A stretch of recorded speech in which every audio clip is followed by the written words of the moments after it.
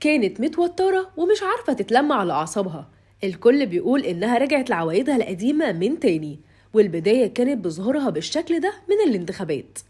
أول ظهور لسما المصري قلب الدنيا، وتصرفاتها جوه اللجنة الانتخابية مش ممكن حد يصدقها. تعالوا نقول لكم إيه الحكاية.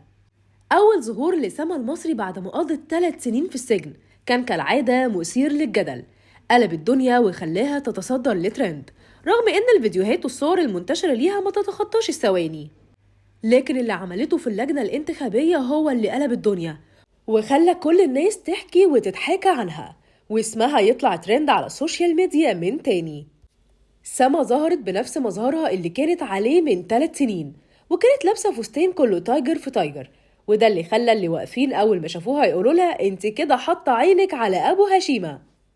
لكن الغريب ما كانش في كده. سما كانت رايحة اللجنة الانتخابية علشان تنتخب وهي متنكرة، كانت لابسة نضارة شمس كبيرة ومغيرة شكل شعرها علشان الجمهور ما يعرفهاش، لكن برضو الناس عرفتها وحاولت إنها تجري وراها علشان تسلم عليها.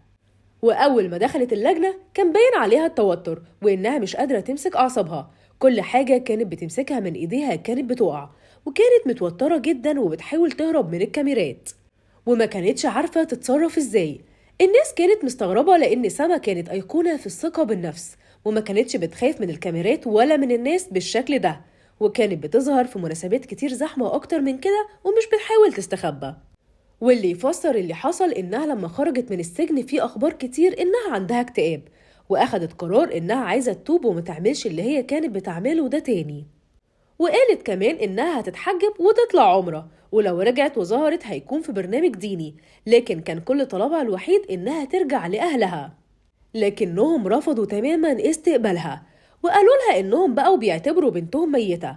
والكلام ده مش دلوقتي وبس، ده من وقت ما قررت إنها تتحول من سامية لسما وتسيب البلد وتمشي.